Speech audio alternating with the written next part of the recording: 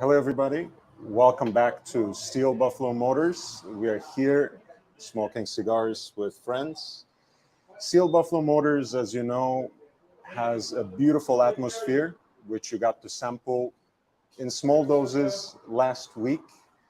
It also has a beautiful cast of characters. We are going to talk today. If you need to pass, man, you can. It's okay. We're spontaneous. We're going to talk today to James Chalke, actor, martial artist, and all-around cool guy. Steel Buffalo Motors, just to underline their name, just to emphasize, it's a beautiful bike shop. Van Maccabee, Achilles, and the team service anything and everything from e-bikes, Triumph, Harley Davidson, and of course, Indian motorcycles. And in fact, they specialize in Indian motorcycles. The word on the street is SPM for an Indian bike is like AMG for Mercedes. So keep a note of that. They also have a beautiful selection of apparel and all sorts of cool memorabilia, as you have seen, and great cigars, which we'll be smoking today. But I want to introduce to you James Chalke. How are you doing today, James? I'm doing great, thanks, Ali. How are you? Good. Thanks for having me on, by the way. It's really a privilege, James. James, of course, I know you as an actor and a cigar smoker, of course, but you basically had an entire life before you came here in 1981. Can you tell us a little bit about your background? Sure. But before I do that, I would like to talk to your audience about your brilliance for a moment. And I got to actually know Ellie at the Cigar Club, and slowly got to find out about his brilliant mind and his passion for watches. And he is one of the most brilliant men that I've actually encountered in that private cigar club that we frequent. And I have to tell you, his passion for watches and his knowledge for watches is I've never seen anything like it. He knows everything about every watch, whether it's a big name or a small name. His knowledge is absolutely astounding, and I want to let you know that about him, that he has a wealth of knowledge that you would be very well tapping. James, thank you. You are genuinely making me blush. I didn't put him up to say anything like that. No, you didn't.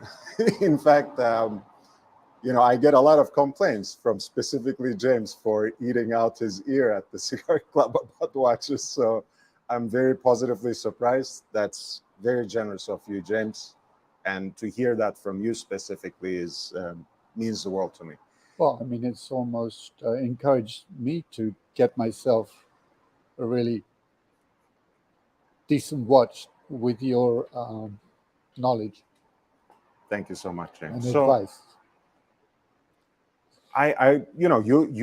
You're a great actor who has done brilliant things in the past and who is actually thriving as time goes on. But again, I want to roll back the tape a little bit and have you tell us about your background. You arrived in the 80s to the United States with that specific goal in your mind, dead set on becoming an actor. But who was James Chalke before James Chalke, the actor? Well, that's also quite a lengthy, complicated story. Well, to put it simply, I was raised in England. I was actually born in India, when my father was a commanding officer for the British military. he used to command a group called the Gurkhas, which are now called the Peacekeepers. And before India got its independence, my father was a commanding officer in India. And when India got its independence, my father, of course, moved back to England, and I was brought up in England. I've always known from a very young age, I think around 9 years old, that I wanted to be an actor. But coming from a military family, of course, that was not to be heard of in our household. So is that in a way that you first had to pay your dues, or was that a no-no from the very beginning? It was a no-no from the very beginning, but like you with watches, I had this passion, and so I had to pay my dues after that, of course. And but in the meantime, from a very young age, I had developed these role models in my head, like James Bond and Bruce Lee, and um, so I went through growing up with them as my role models. And when I left school, of course, thinking of the James Bond character, I went and joined the British forces. I started out by joining the Royal Navy, became the youngest deep sea diver in the Royal Navy, and then got an invite to try out for the British Special Forces. So in a way, I see some intersections with Ben's story as well. You have that early passion for acting. You are dead set in your mind to become an actor eventually, to realize your goal. Your dad kind of dampens that enthusiasm, leads you in another way.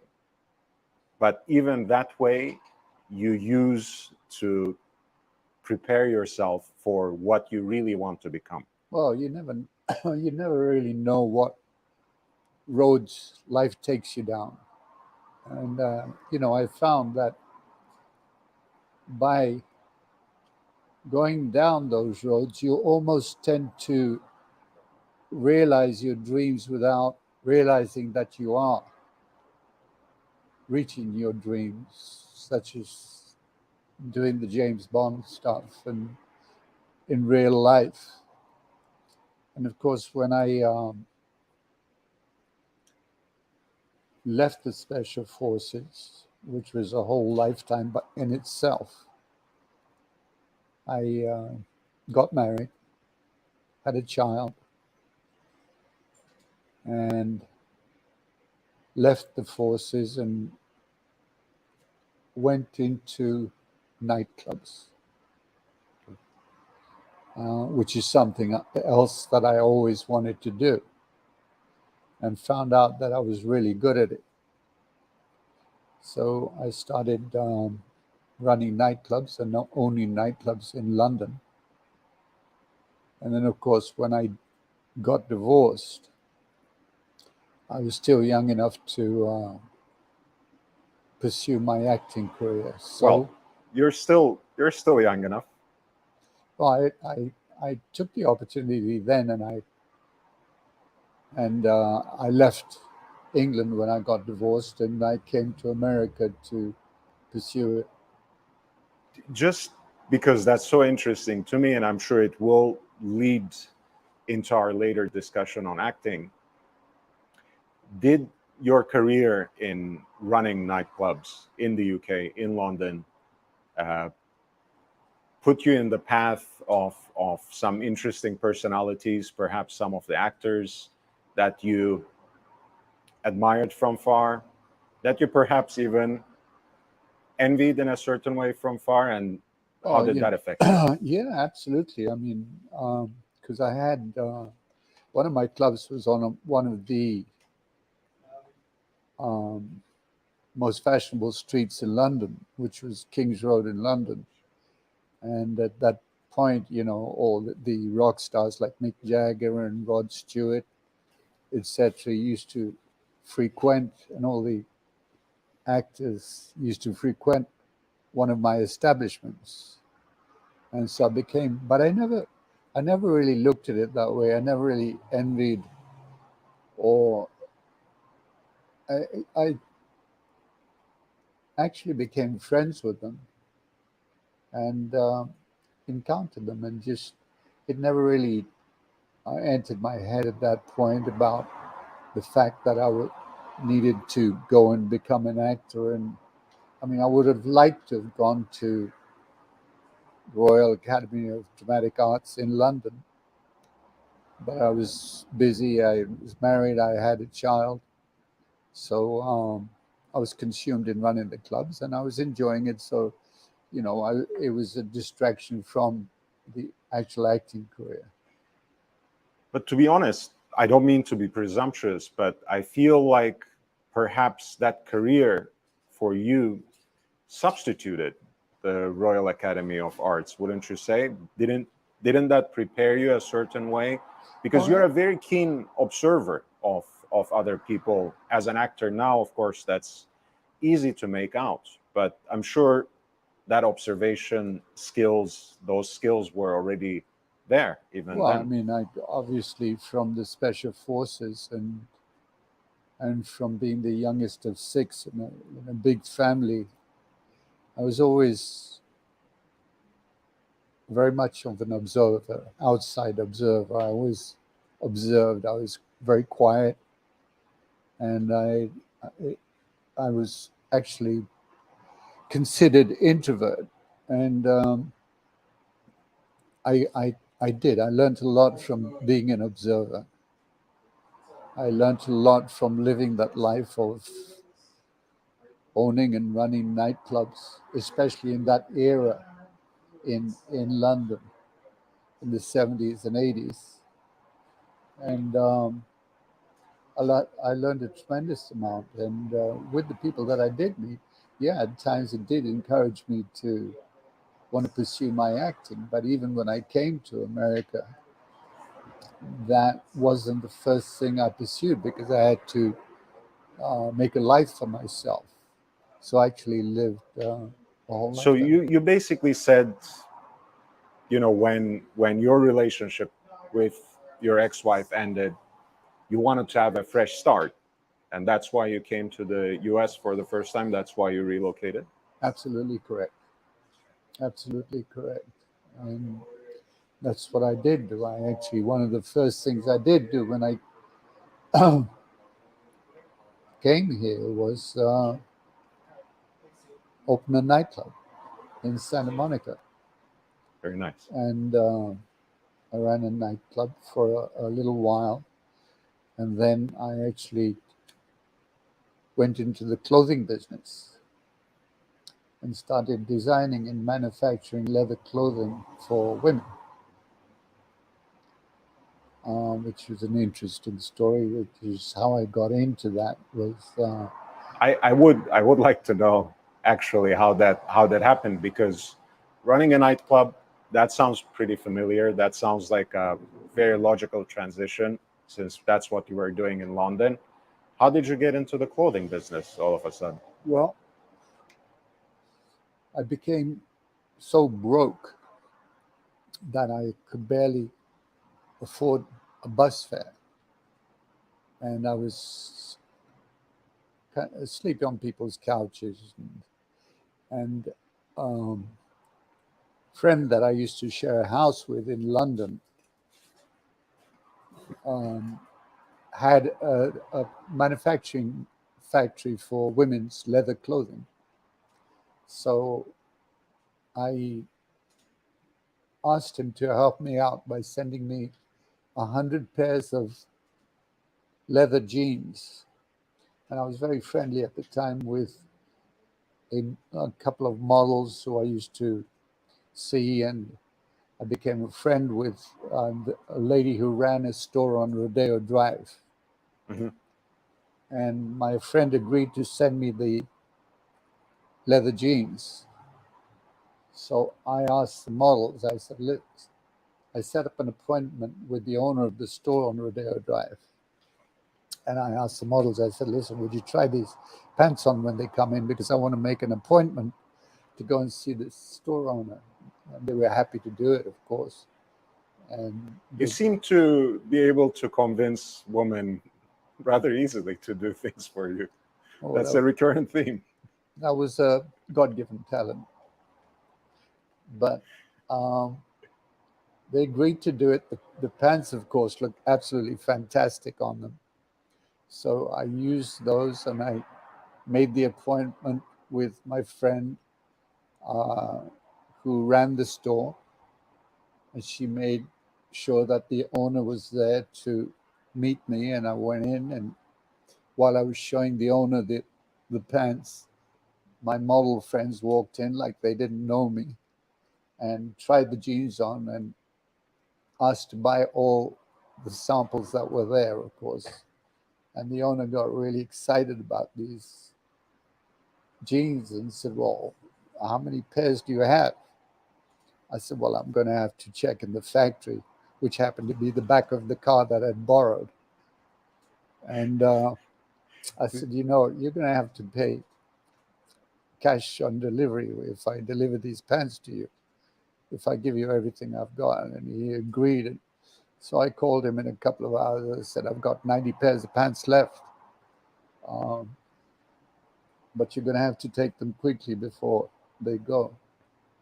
And so I agreed to drop them off the next day, and of course paid me cash for 90 pairs of jeans. And I paid my friend in London who sent them to me right away, and sent him some more money and asked him to hire a pattern cutter and a designer for me, for my orders. I mean, this sounds like a great business transaction and really a masterful deal you worked out there. But you can already see James as an author and a director as well. It's like an entire scene that you have devised, and everyone did their roles perfectly, and well, the magic transpired. At the time, I didn't really realize what I was doing and how actually brilliant it was, because I went right after that order. I went to another store and actually took another order for at that time nearly $200,000, which was a lot. So it got me started, and I ended up with 3 boutiques on Melrose and a showroom in New York. I mean, I guess the best ones make it look easy, and maybe you didn't even realize how well you were doing in the moment as well. I do want to share some of the comments that people generously sent to us. Basil's Bezels, who is a member of the channel, wishes us a happy holiday weekend. Thank you very much. Labor Day weekend, long weekend. And the Real World Curly, thank you, Curly, $10. Great Labor Day weekend, cigars, motorcycles, and an interview with a dude who is as cool as Johnny Cash. Great job. Thank you. So I guess with everything working out like that, it could have been tempting all of a sudden to just continue down that path, because you said you were down and out, you needed the money, and suddenly you work out these great deals, and you have your showrooms, you have a working business model, but I guess you still had that burning desire, at least on the back of your mind, to do something more, something else. It wasn't so much my burning desires, it was my demons got a hold of me. I actually got married to a beautiful girl who's one of the sweetest women that I'd ever met in that duration. And she was absolutely fabulous. And she and I, of course, with the success, etc., developed alcoholism. I started enjoying the high life out here, and the drinking got worse and worse. And it was. I tend not to look at the past and regret it. I went through a lot um, while I was married. And took advantage of it, of her kind nature, and the drinking got worse and worse, of course, and my decisions started to get worse and worse. So it wasn't a case where I was pursuing a burning desire of acting. It was a case of me enjoying life, or thinking that I was enjoying life, trying to be someone else somewhere else, trying to reach that goal as quickly as I could with alcohol. I mean, I never ever touched drugs to this day. But what that did lead to, of course, was, apart from another divorce, was sobriety. James, first of all, I really appreciate the honesty and authenticity uh, that you have when talking about this very difficult process. Of course, there was redemption at the end, but it must have been quite a difficult uh, struggle. And I'm sure, we all deal with our demons. And I'm sure there are a lot of people in my audience who would benefit from your wisdom when it comes to this particular experience. What what happened there beyond your relationship breaking down? What was the signal for you? What made you finally say, okay, enough is enough. I'm going to reform myself. I'm going to be a better version of myself, the best version of myself. I'm going to finally lay off the bottle. Well, it was actually, it was a lot of it had to do with my wife at the time. I mean, she was just so supportive of me in any way possible, and I got to a point where I felt my drinking changing me. I thought I was cool, wearing my leather outfits, etc. And I'd got to a point where my drinking had got so bad that I felt my personality changing. And I felt myself getting angry quicker than I did. And because I was always a person that wasn't really an angry person. Um, and when I felt my personality changing, and I was going to lunch at 11 o'clock in the morning and going through a bottle of cognac for the day, and shouting at people and shouting at my wife for no reason. Um, my ex-wife pointed out that I might have a problem, and I asked her for help, and she provided the help, and she stayed with me while I got sober. And That's and yeah, if there are people out there who do feel that kind of demon within themselves, they have to look at how their personality has changed and how they manipulate people and the way they shouldn't be manipulating people, because alcoholics and drug addicts in general are the best manipulators in life, so. I guess, like you said, perhaps the whole thing starts with tricking yourself more than anything, fooling yourself, after which it must become easier to trick other Well, people you're living a for. constant lie. You're always trying to get away from yourself, trying to be someone else, somewhere else. But of course,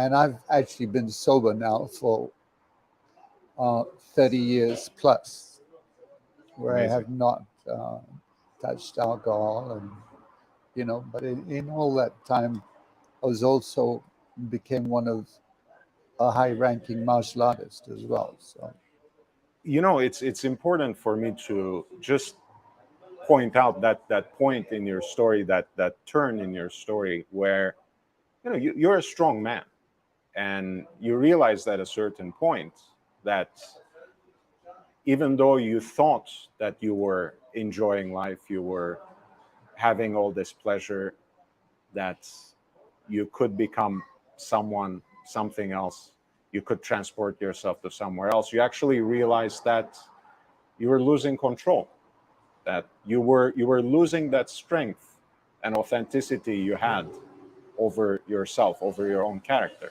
Oh, I mean, I always say too that I don't regret what I had done because it taught me about living life on a daily basis. But it also made me realize that I was living an entire fake life. That whole life was completely fake, it, and it wasn't pretty. I mean, I was cheating on my wife and doing things that I should never have done. But I learned from all those things, and I try on a daily basis now, to have some kind of level of integrity. It takes a strong man to admit that. Ben, you wanna are you being shy, Ben, or you want to show your face as well? I'm sure our audience want to remember you from last time. Hi. This is James. By the way, Ben is my closest friend, and I'm sure he's much more of a friend to me than I am to him. But regardless of that, he is an absolute sweetheart of a man, and I can easily call him my best friend, and he's always been there for me. Love you, kid. I'll be right back, guys. Of And course. if you ever come to Los Angeles, if you're not in Los Angeles, you have to visit his art gallery of motorcycles. It's an art gallery. He has the Terminator, Arnold Schwarzenegger's Terminator bike that he actually used in um, the Terminator 3 movie, and the work he does is brilliant. And of course, he ships nationwide, so he would always be able to, Ben would always be able to help you out with your bikes, with anything you might need, especially when it comes to Indian motorcycles. But of course, if you're in Los Angeles, you would be more than Yeah, he welcome. actually ships worldwide. But I'm here almost every day actually to come and say hi to him and have a cigar with him because we have an absolutely beautiful walk-in humidor here, and the atmosphere is fantastic. So I love it. That's amazing. Going back to, it's life has these beautiful coincidences, even in the, shape of this interview, when Ben just imposed himself upon the space. But that actually was part of my next question, because you said in that difficult time in your life,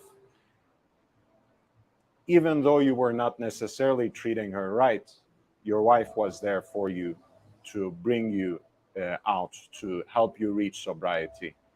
Um, and you have talked about Ben as a friend who has been by your side also through the years. How important is it to have these kind of people around you as a man, as you're facing these difficult challenges of life? Well, when I got sober, um, I used to actually go to 3 and 4 meetings a day for at least 5 years. That's that was my dedication to getting sober and realizing, I had this support group around me at all times by me doing that, um, which people need, and I definitely needed it. And and then I later encountered um, these friends when I started going to acting school. Then I had started my martial arts training, and I started teaching, and opened a school for kids off the streets that couldn't afford to pay for karate school, and so I would open a school at the YMCA, and I would teach them for free, and so that was my way of being able to give back. And as soon as I started doing that, I started to go to church and begin a spiritual path as well. That's really amazing. I mean, so you found yourself in among a very supportive group of people, and this has, of course, three parts which I'm sure intersect, and maybe we'll talk a little bit about that. But you talked about acting school, of course, which you took up after perhaps having faced this crisis and having found your way to sobriety, having found at least a pathway to redemption.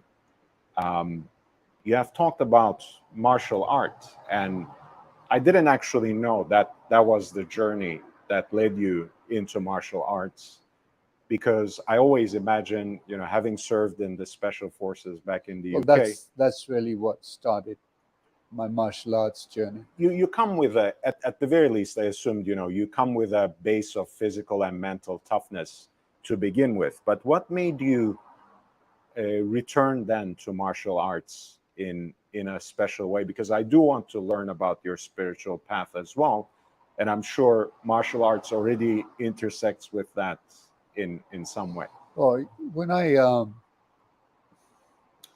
actually got when I left the forces, as I said, I got married pretty young uh, for someone to get married, and I started to actually begin my martial arts path, where I started a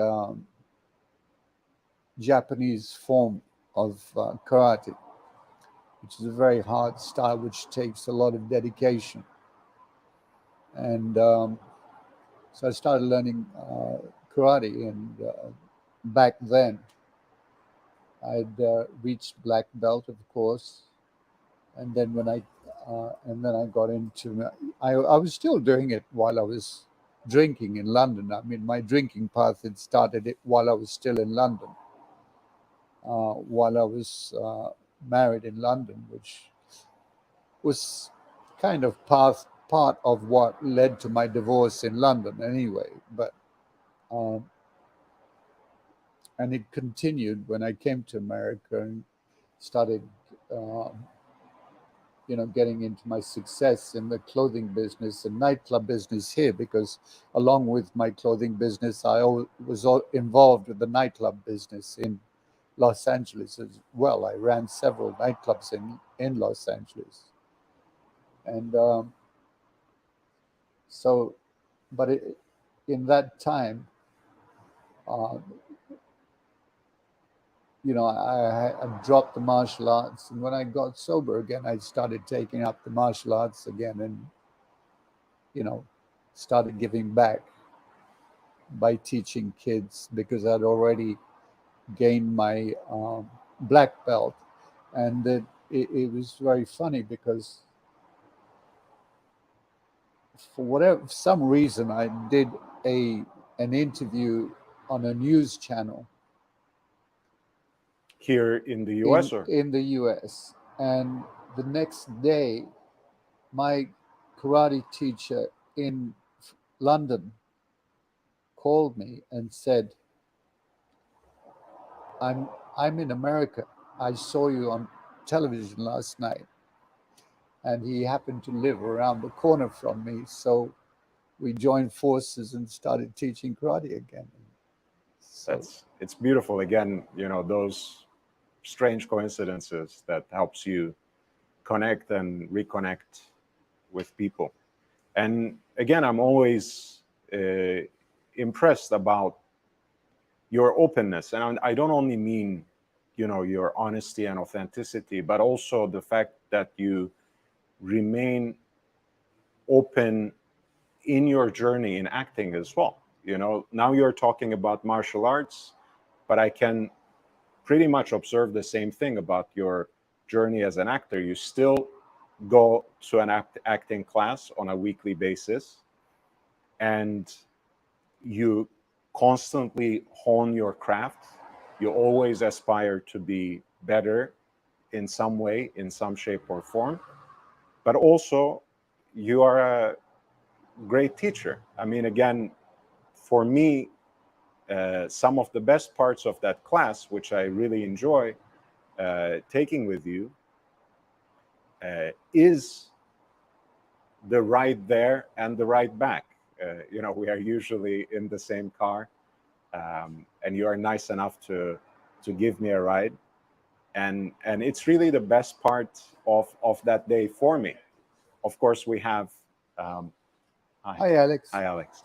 Of course, we have Sal, who is in the position of the instructor in that class. But for me, I learn as much from your openness and from your generosity in sharing your own journey and your own lessons. Well, part of that teaching comes from that's from my teaching kids in martial arts. And what I always try to maintain is always take the simplest route. I believe in just making everything simple. And there are a lot of things that teachers will not teach you. And it's normally that they say God is in the details. And it's one little detail that might tie everything together. Yeah. And like martial arts, when you move forward, most martial arts teachers won't tell you to pivot slightly on the ball of your foot. And that pivot is what pushes you forward. And the same thing with acting. I just give you those small pearls, which I call adjustments. Especially like you, because you have the talent. It would be very difficult to tell someone who is not open to learning because they have their own ideas in their head of what they want to do and what they think is right. But when you talk to someone like yourself who's open to the learning and takes the adjustment, then it's a pleasure to do that and to part with those little pearls of the years of experience that I have had. Now, my audience probably will be very surprised by that, because I'm very strong-headed otherwise. So the fact that you said I remain open might surprise some people in the audience, but I actually try to model that experience that you exemplify in your journey in martial arts and in acting. When I think, talk about, and read about watches, for me, it's always with the purpose of learning to teach and really teaching to learn. As much as I learn, I have the ability and pleasure to share it with other people. But it's as much as you teach is when you learn. I think you learn a lot more when you're teaching, because you are actually teaching yourself.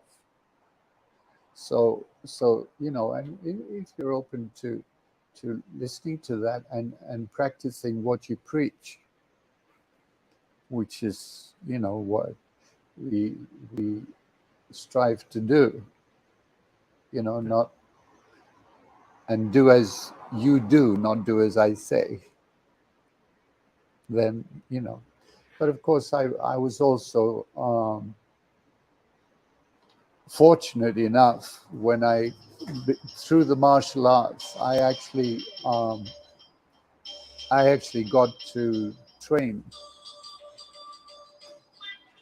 I actually, through my training process from London, when we used to train in London, when we used to fight in London, I got to meet Dolph Lundgren,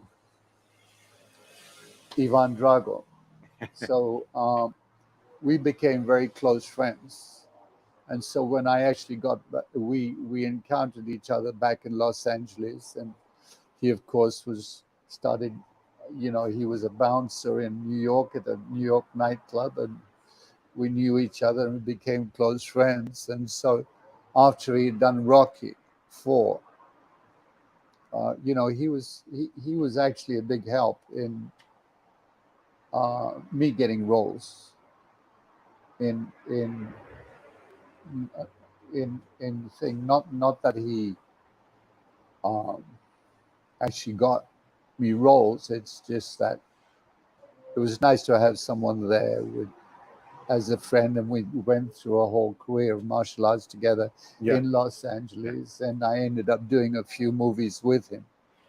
I think that's really important, because the way you were talking about him, again, he's a fellow traveler. You have that experience in the nightclub scene that speaks to each other.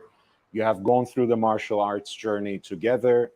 And not only that, actually, the gentleman that I mentioned, my original karate teacher, also became a stunt coordinator on some of the movies that we did. So we did have that bond there. That's amazing. Yeah.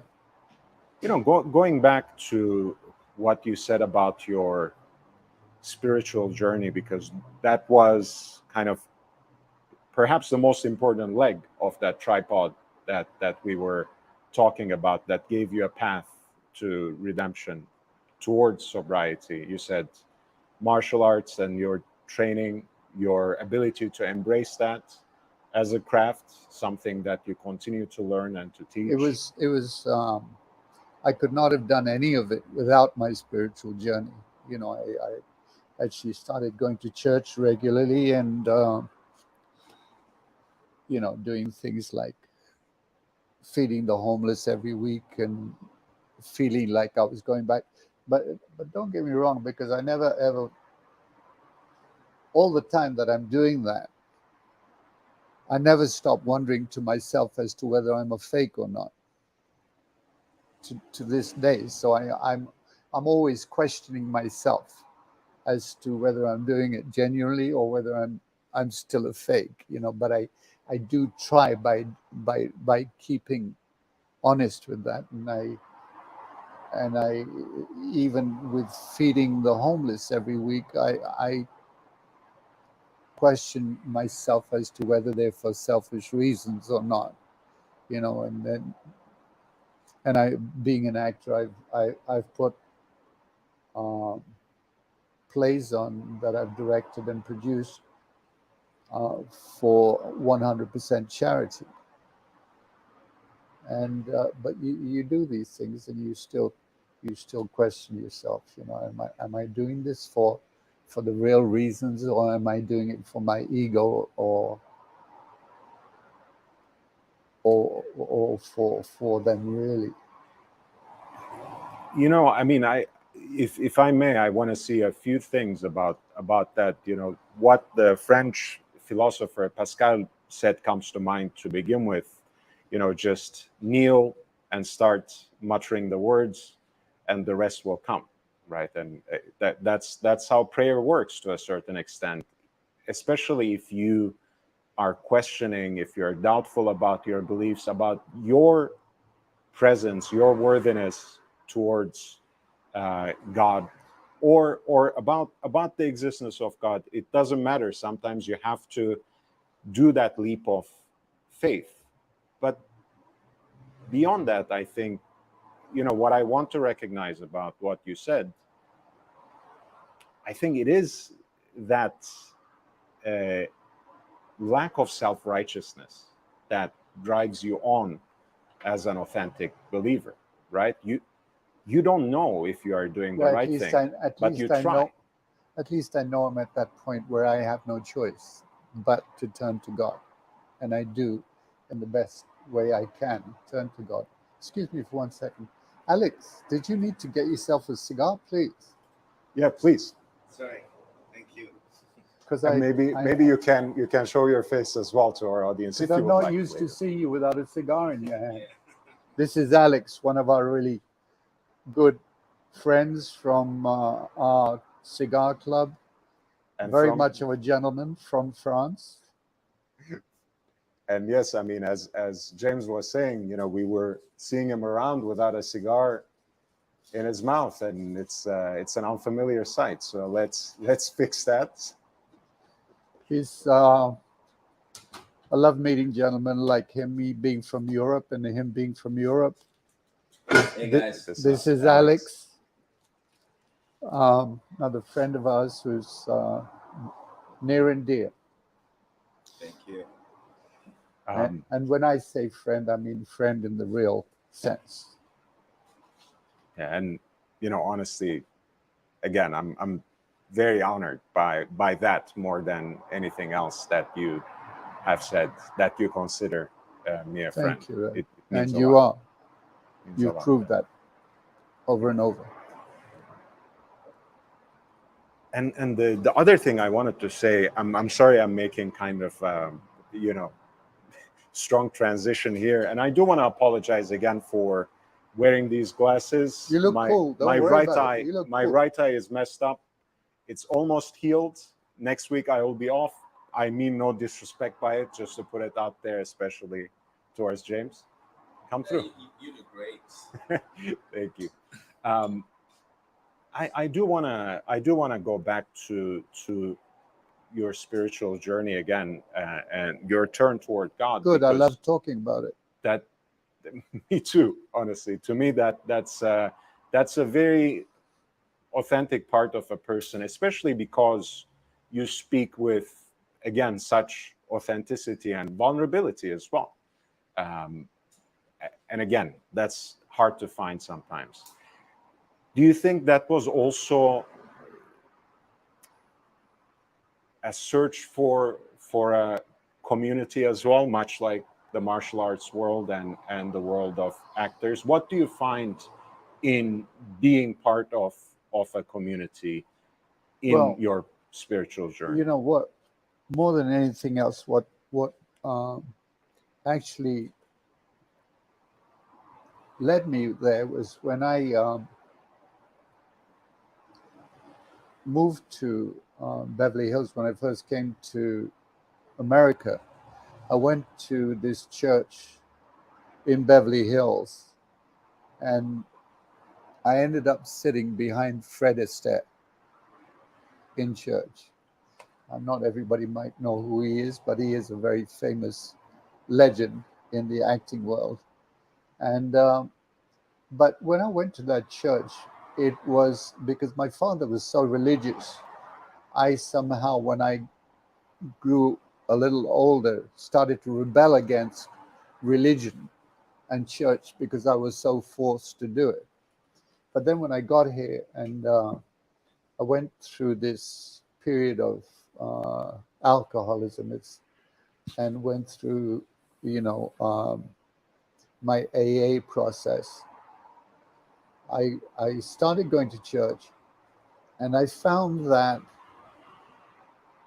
being in church by myself gave me the feeling that I was back with my family, because the church service was so similar to the church service I was used to as a child, and sitting with my family every Sunday in church. And that's what really got me back to going back regularly, because I felt this sense of family with me. That experience of family and community. And it used to be my day of solace by going to church. And as it progressed and I started realizing that I needed to give back to the church, not just going there and leaving and feeling that solace. I had this feeling that it came time for me to start giving back. And that's when I actually started feeling any sense of community with the other parishioners in church. Because I've always been, very shy and never introduced myself to anybody and just went in and went out until I started realizing that I needed to give back, and they started knowing my name.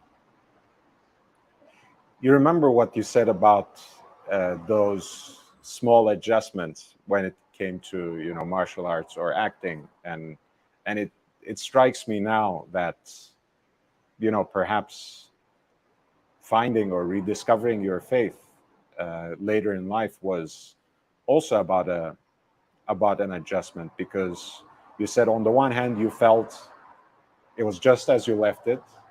It feels like my childhood. It feels like the experience of family and community.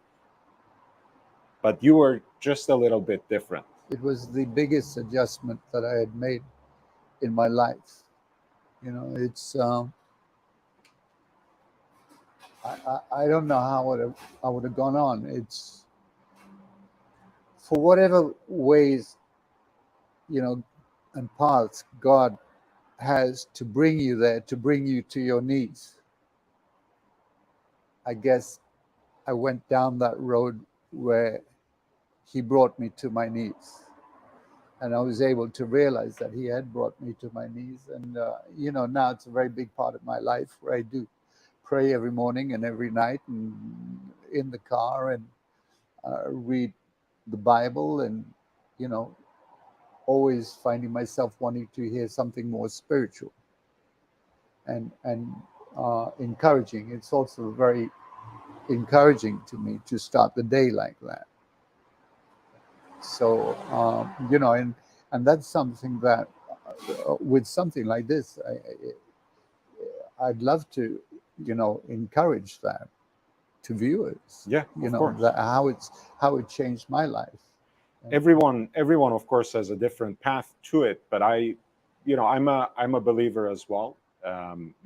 Even though we belong to different groups of faith, It's there's still an one God. enormous respect for me, because I know that experience that I felt in my life.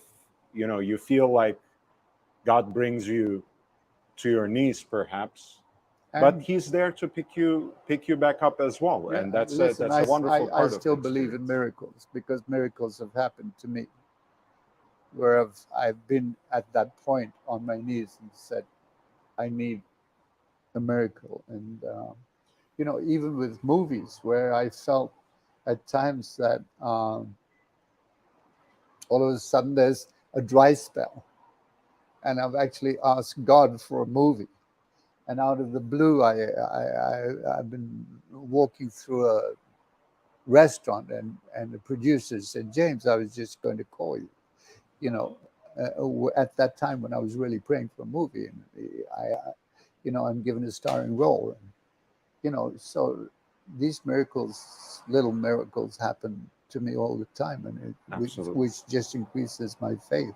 And listen, it's not only that, I don't, miracles don't necessarily mean just these things happening. It's the people I encounter, like Alex and yourself, that somehow you encounter people like yourselves in different environments that you develop this bond to, and it's a very genuine bond, and we all serve each other in some way or another. So which makes life actually interesting for that day, because if you wake up and look at the day as exciting because you don't know what's going to happen, Yeah. it is. And But I mean, again, even if I were not a believer, I would have been grateful for your journey, because it's, again, I thought it was really fascinating to hear about your experience when you said you constantly doubt yourself, you constantly question your own authenticity, your own sincerity. But uh, that self-questioning, that force that God and that your faith gives you in your life, makes you available to yourself first and foremost, makes you aspire to a better version of yourself, but makes you also available for people around you. It doesn't necessarily have to be something, one needs to advertise. And of course, we don't advertise these things. It doesn't necessarily have to be such an extravagant act of charity, but the way that faith has turned you open towards the people around you, um, helped you reach out to your community and build that community around you, in But fact, that's, I think is that's the best part of everybody's, it. I think that's our duty in life, is to, what we're supposed to do is somehow, um, whether I'm doing it or not, is to somehow um, be a blessing to somebody else. That is our path in life. That's very, very strange, because a friend of mine, again, Bezos, is saying, as humans, our actions are perhaps to fulfill some sort of desire on our part, but it's a great thing when that action helps others as well. So it doesn't have to be mutually exclusive. uh, well, I mean, listen, it's Jesus' most important uh, command was, he left us with one more important commandment, is treat each other as you would like to be treated. Yep. Love thy neighbor as thyself. So, and I do try to practice that, and I find myself falling down on that one every day, and then having to ask for forgiveness every day. But anyway, that is what I try to aspire to just be the best person I can on a daily basis, without arrogance, with as much humility as I can. I mean, one of the biggest strives in anybody's life, I think, is if they can reach for humility. I think at least try to maintain some semblance of humility every day is good, and I that's what I try. I mean, I admire that self-awareness, because none of us are perfect, right? Yeah. In a way, only God is, Yeah. right? As human beings, we're not. That's by definition. Right. You have had such a long-standing acting career now, in addition to everything else we have talked about, and each aspect of it really sounds like a lifetime to me, sounds like a fulfilled It feels life. like a lifetime. Well, again, you're still young. What I meant was that all of these different parts of your experience, past experience, you could have said it's a fulfilled life. Again, with all its struggles, with all its imperfections, it's a beautiful part of your life. Yet, we have barely begun to talk about acting, which, of course, is a very important part of your life. It has been, and it is increasingly more and more uh, important to you. How have you found the resources to last this long and get better, be harder working year after year? I think it's constantly hearing that phrase, but never giving up. And the other thing is also which is a big part of it, is believing in yourself. No matter what you do, you have to believe in yourself. And believe it or not, I have been. You always come up against being put down. You always encounter that, being put down. Sometimes when you think you've been great and you've done great things, you're going to come up, especially with a person like me who on a daily basis questions themselves, and you have to learn how to separate your ego from what's real. And when you do separate that, you at least can make yourself feel a little better about things. But I think it's more of a case of, as you say, um, my first movie was in 1991, and I'm going to acting class to this day. Why do I go to acting class? Most people will probably say, why you still, which they still do, say, why are you still going to acting classes? I enjoy it. I enjoy learning about different things, and I learn something different every week that I go. But just enjoying the whole process of it. It's not about, because people tell you you take a lot of rejection. It's not about rejection. It's about the person perhaps wanting something different, and you learn something from that so-called rejection.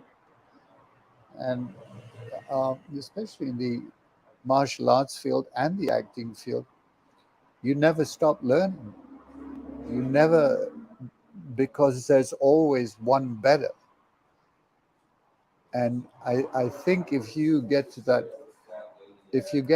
moment where you think you are the best and you have nothing left to learn, then you have nowhere to go and you have no growth left in you.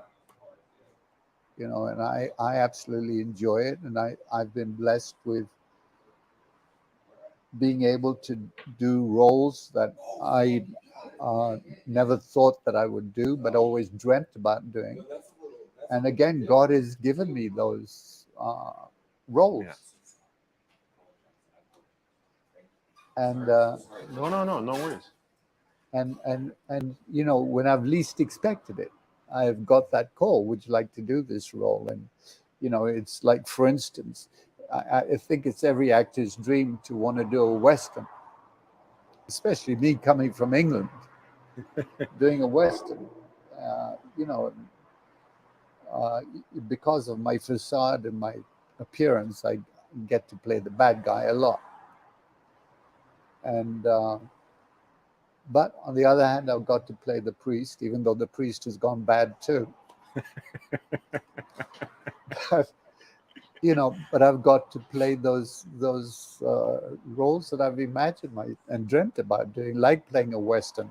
Well, like again, that's when we know you're really acting, because you're a genuinely good guy in real life. So you have to take that challenge to play the bad guy in the movies. It's fun. Joking aside, I mean, look, the thing is, we can simplify and kind of distill everything you said about your journey in acting and in life.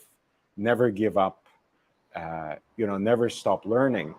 But to me, the power you have in terms of how you face things that you can't change and constantly keep adjusting, right? Other people, for example, might see the audition process like a constant flurry of rejections coming in, even with success here and there.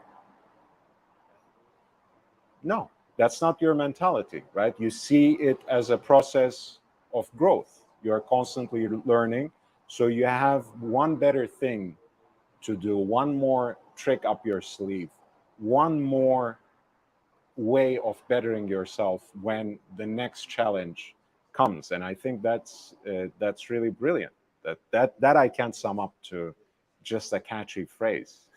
Well, I mean, when you do an audition, you always leave that auditioning wondering what it is you should have done and how you could have done it better. But there's always things that you can do to make it better, and you learn from professionals, and But then again, it's never give up. You keep doing it, and you will get there. And believe in yourself, and you know, I mean, the moment you stop believing in yourself, you might as well give up. And that's perhaps again the important part of that adjustment. And any average person might start beating themselves up about what they should have done in a certain audition or in a class. Well, But once again, it's your mentality that's different, right? I think you always, like any job. I mean, you always have to maintain. If you're an actor and you're an actor in, like I do, I do a lot of action films. And when you're doing that, you have to realize what your tools are for that particular type of acting. I go to the gym regularly. I make sure that my body and mind is in peak condition to do and to always be ready for what you're asked to do. And I am one of those people that likes to think of myself as always being ready. That old story about hard work meeting opportunity. And again, it's very important to me when I take this lesson, especially in modern time, especially in our age. People are perhaps becoming more disciplined and more aware about going to the gym every day, or going to gym regularly, at least integrating some sort of physical activity into their life. But perhaps they are missing out on the ways that they can get themselves into mental shape. And again, that can involve a different kind of journey for everyone else. It can be surrounding yourself with the right kind of people. That can be in an environment of a religious belief or institution. That can be even talking to a mental health professional. That can be simply reading more and finding ways of enjoying that solace you were talking about that you found in church. And I'm really, again, I feel very privileged that you came here and shared these perspectives with my audience, because we forget to take care of ourselves mentally a lot of times in the pace of modern life. We forget to stay in the best mental and spiritual shape. And you are someone who keeps that in mind and who exemplifies that sort of Look, readiness. I'm sure, your specific audience, obviously they're an audience that appreciates finer things, because your main audience are watch enthusiasts. And now watch enthusiasts require a certain amount of financial stability in order to be able to enjoy that. And, and doing that, you have to maintain quality of life. And to me, it's about quality of life. If you enjoy those finer things in life, it's not all about having the money. Money is great to be able to do what you want to do when you want to do it, and the process to do that, of course, is hard work. But it's also about appreciating those finer things in life, and in order to do that, you do need the combination of body and mind, because those two things are the things that do give you quality of life, to be able to enjoy those finer things in life in every way, not just a watch or just a car, and be fat and happy in the car. Yeah. I mean, The- even cigars are a great simple Cigars, luxury to enjoy. precisely. A cigar, as they say, is a good cigar is like a fine wine.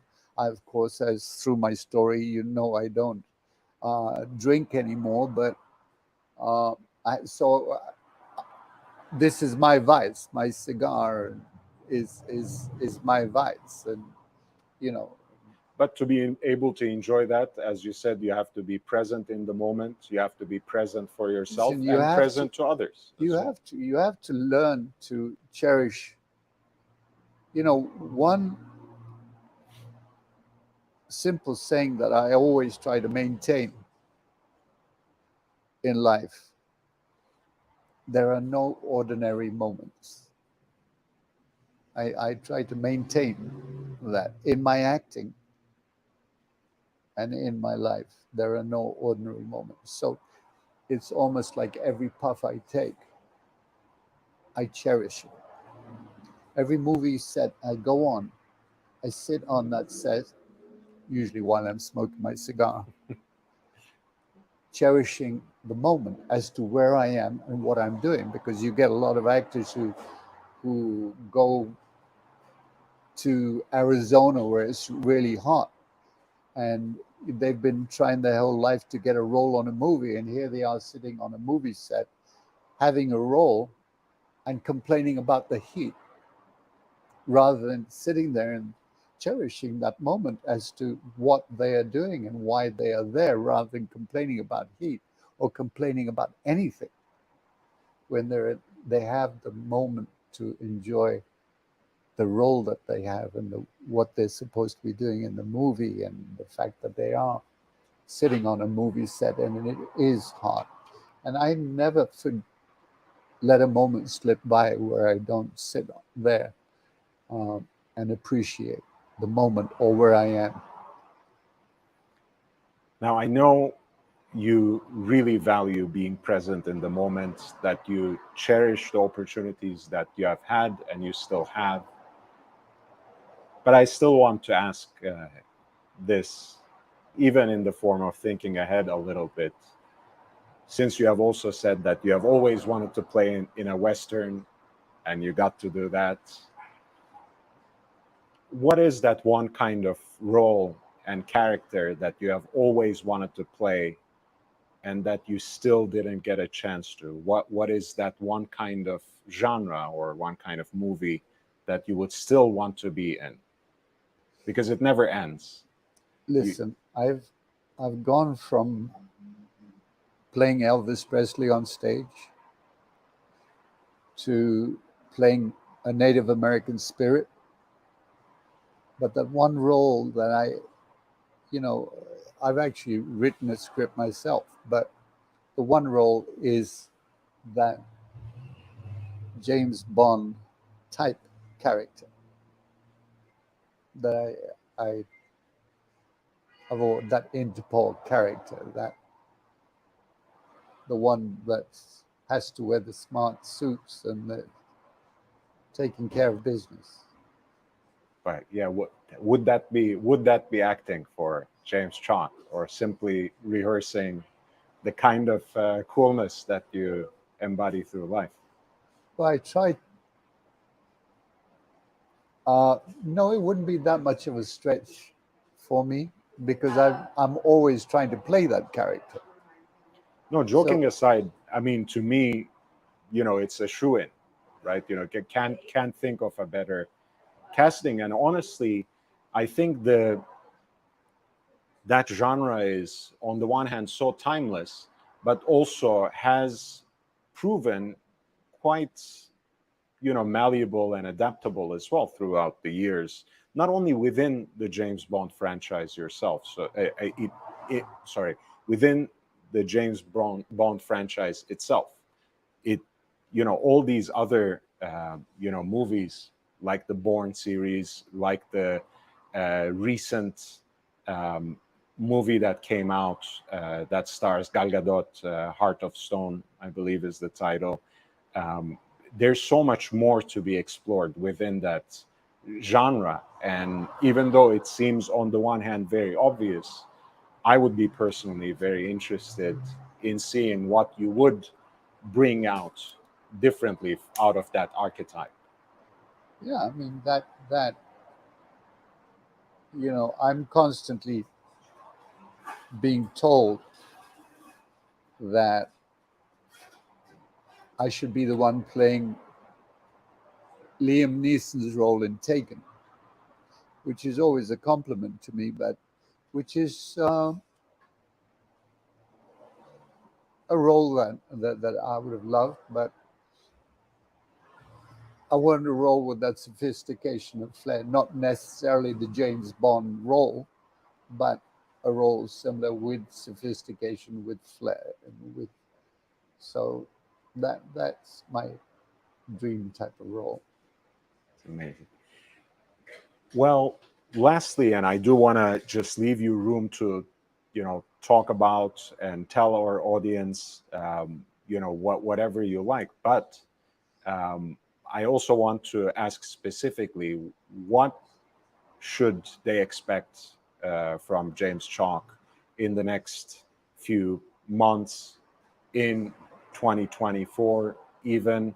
What should they be on the lookout for? What kinds of movies? Can you tell us a few Well, things? that I think the simplest way to answer that is if anybody wants to know what, because I think I actually have about 7 or 8 movies that are in post right now that will be coming out shortly. But if you go to IMDb or just Google James Chalke, which is spelled with an E, Google myself, and when you Google me, you can go to imdb.com, then put my name in, you'll see what movies are coming up, or just go to at James Chalke on Instagram. I have just shared actually a link to your IMDb page, and I'm going to share your Instagram account too. If you do want to highlight, one or two of those projects, of course, you should feel absolutely welcome to. Well, yeah, I mean, I think, I'm not sure, but I think there is one coming out for Halloween called, is one where I play a Native American, and where American soldiers take out my tribe, and I come back, and they kill me, and I come back as a spirit. I think it's coming out at Halloween, and it's called The Curse of the Clown Motel. Guys, The Curse of the Clown Motel. Check it out. It's coming out on Halloween quite soon. And another one that I just did in Malta called Intercept. Intercept. Yeah. But if you go to IMDb, you'll see all the movies that are coming out. Again, you got the links there. I've shared the link to James Chalke's Instagram account, but most importantly, his IMDb page, where you can track some of the projects that he has been involved in through the years, and some of the movies that are now in post-production and are going to come out anytime now. I know James just was abroad in filming another project, so he's constantly working. He's one of the hardest working people that I have around me. Again, as I mentioned, he never tires in trying to find another way to become better. And as you have seen, it's not only confined to a professional realm, and I learn a lot from him. I hope I've been able to share some of that with you. I hope you have benefited from James's perspectives. I hope so too. And his wisdom. Really, he is extremely humble, but I want to emphasize and underline that. And yeah, And I'd like to stress, this gentleman's, I think you can call it a podcast. I'm not sure what you call this, but the amount of work that he puts into delivering these podcasts is tremendous. So I urge you to support him because he is such a gentleman and puts so much work. I see the work that he puts into every podcast that he does do. So I urge you to support him with your friends and everybody else and keep his podcast going because he is truly a gentleman. thank you, James.